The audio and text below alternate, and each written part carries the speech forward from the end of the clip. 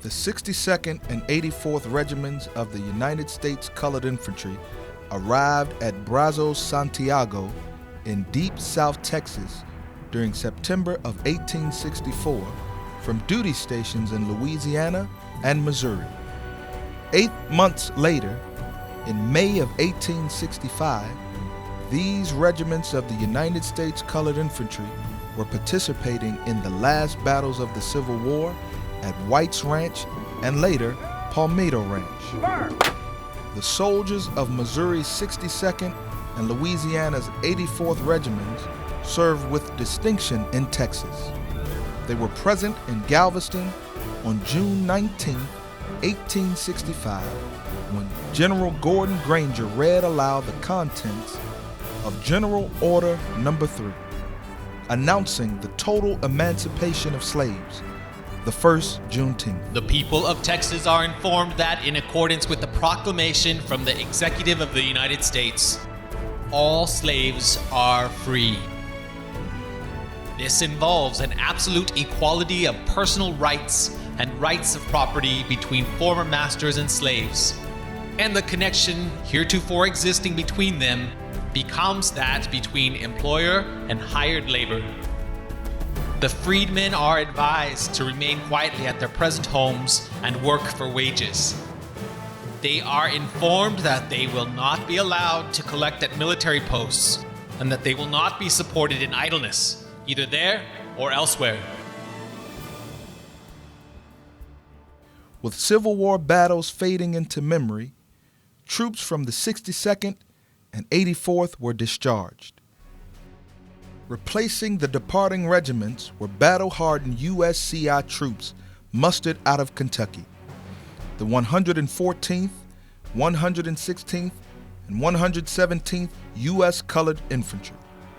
The Kentucky-based soldiers had seen battle at Petersburg and Richmond in Virginia, to the surrender of the Confederate Army of Northern Virginia at Appomattox Courthouse. And while these troops had faced death and other daunting challenges in the battlefields of the East, the towns of the South Texas border were a completely new experience.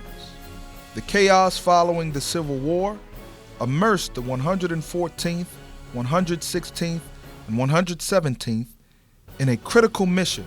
With the collapse of the Confederate government, most of the local governments in Texas also collapsed, and there was really anarchy, and the Army basically was the law. Due to the importance of the mission, troops were immune to much of the racial discord affecting the U.S. in the Old South during that time period. And they came down to try to prevent former Confederates from moving into Mexico and continuing the war from there, stop bandit raids across the river, Indian raids across the river, and also to stop the Mexican Revolution from spreading north of the river as well. Colonel Charles Kiriker of the 116th wrote that the local populations show no malice toward the northern freemen. The troops were proud to protect the South Texas-Mexico border, but missed their homes in Kentucky. They understood that they enlisted for a period of 3 years, but yet they saw other men being mustered out, and they were retained. For many, the sentiment, or the only reason for being retained, was that they were soldiers from slave states. An appreciation for South Texas, mixed with a desire to return home, provided the inspiration for Sergeant Major Thomas Boswell of the 116th US Colored Infantry to write this now famous letter. The weather has been truly enchanting for the last 3 days, and the boys have just completed their winter quarters. Though not as good as those we had last year in Virginia, still they are preferable. This day 1 year ago was a rather warm day for our regiment at White House, Virginia, but you know all about that, so I shall say no more. Roma is a very nice little village, situated on a high bluff, and is kept very clean. There are but 2 or 3 Americans in the place. If our regiment stays here any length of time, we will all speak Spanish, as we are learning very fast. We are in high hopes of being mustered out soon, but it seems that they have slighted us. Our corps is pretty much all gone home, but it is said that we are to be retained because we are slave state troops. Is this a good reason for our retention? No. We earnestly hope that the government will not be guilty of this great wrong toward us, as we have tried to do our duty.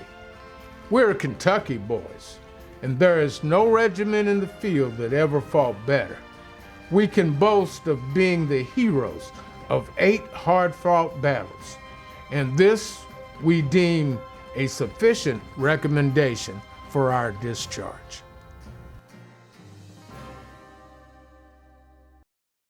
The troops of the United States Colored Infantry fought the closing battles of the Civil War along the Texas-Mexico border and later protected that boundary line against lawlessness. The legacy left behind by USCI troops stands to this day. Families across South Texas can trace their lineages to troops who served in the Civil War. Truly, the presence of the United States Colored Infantry helped build and define our South Texas spirit.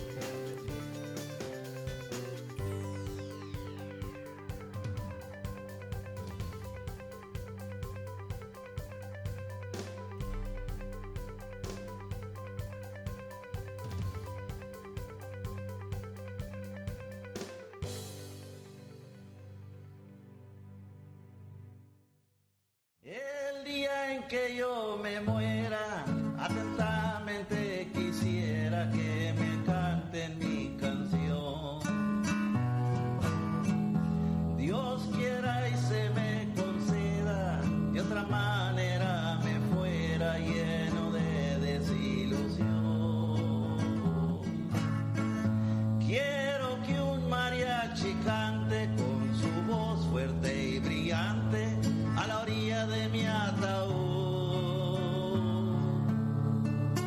mi canción, lindo Rio Grande.